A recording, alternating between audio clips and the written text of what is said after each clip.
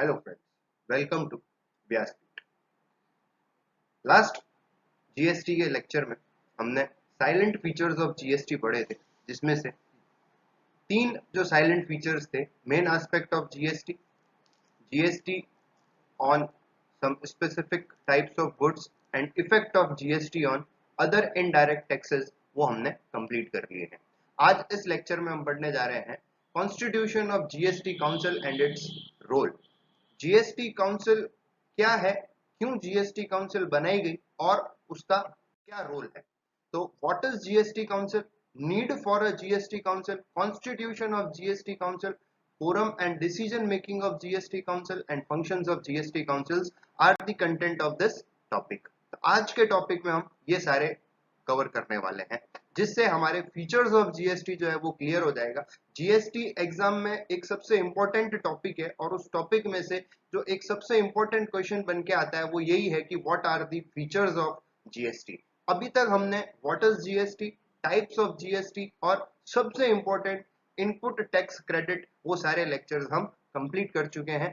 आज हम फीचर्स को कंप्लीट करेंगे, जिसमें से है GST council and its role. So let's start with the GST Council. What is GST Council? Basically, GST Council is a governing body.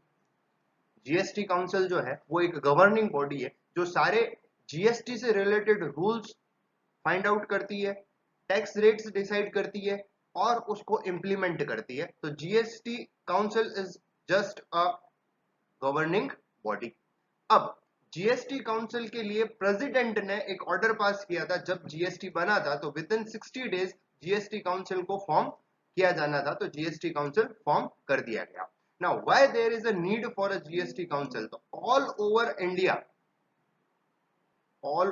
India there is only one tax rate, means GST, one nation one tax. तो all over India में ये ढंग से implement हो सके, सब जगह एक साथ इंप्लीमेंट किया जा सके, यूनिफॉर्म रेट के साथ इस पे टैक्स लगे, इन सब का ध्यान रखने के लिए एक जीएसटी काउंसिल की जरूरत थी और उस जीएसटी काउंसिल का निर्माण किया गया। Now composition of GST council. GST council बनी कैसे जीएसटी काउंसिल? तो जीएसटी काउंसिल में सबसे पहले देयर इज अ चेयरपर्सन, जो चेयरपर्सन है। Then there is a vice chairperson, एक वाइस चेयरपर्सन है, एक ex officio secretary, then the members and invitee. तो ये एक पूरी जीएसटी काउंसिल का कंपोजिशन है, ये जीएसटी काउंसिल बनी है। अब ये कौन कौन होंगे?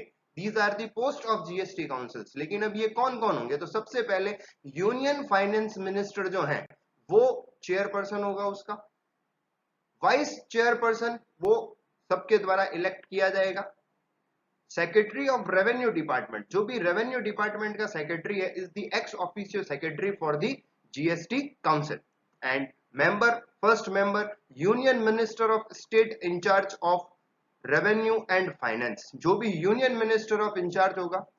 Then finance minister of each state और nominated by the state head, वो मेंबर होगा। ईच स्टेट, हर स्टेट का एक मेंबर। और invitee is the chairman CBEC, central board of excise and custom का जो चेयरमैन होगा, ही इज द इनवाइटी। ये वोटिंग पावर नहीं रखता है, मतलब he doesn't have voting power, no voting power. So the next is quorum and decision making. So there should be a quorum of 50%, means for a valid meeting, जब भी एक meeting होगी, then there should be 50% of the total number of members should be present in a meeting। हर meeting में 50% लोग present होने चाहिए, that means the quorum is of 50%। इस 50% में से जो वोटिंग मेजोरिटी होगी, that is the 3/4 is the majority, means 75% जो है वो वोटिंग वेटेज होगा।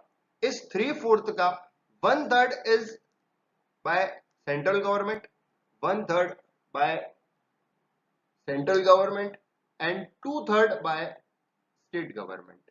जो भी वोटिंग पावर्स होंगे उसमें जो वेट होता है, पहले तो 75% जो होगा वो टोटल कोरम प्रेजेंट है उसमें से होगा, उसका 1/3 जो है वो स्टेट सेंट्रल गवर्नमेंट का और 2/3 जो है वो स्टेट गवर्नमेंट का माना जाएगा। Then functions of the GST council. अब जीएसटी काउंसिल का फंक्शन क्या है, काम क्या है? तो मेन जो फंक्शंस हैं जीएसटी काउंसिल्स के, एक तो सबसे पहला कि कौन कौन से टैक्सेस जो हैं वो सबस्यूम्ड किए जाए जीएसटी के अंदर, सेस और surcharge. Then details of service and goods that to be subject to the GST or which will be exempted from GST।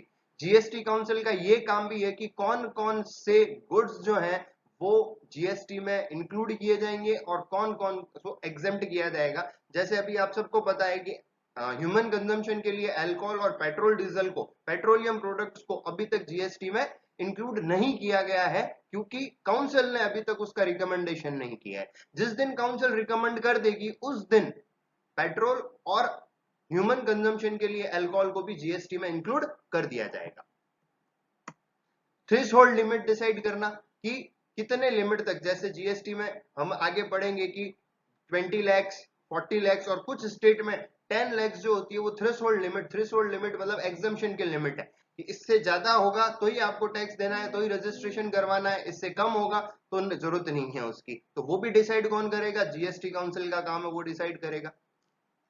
On the GST rates including floor rates with bands of GST and special rates, जो भी GST की rates होगी जैसे 1% है, 5% है, 12% है, 18% है, 28% है, these all rates are decided by the GST councils।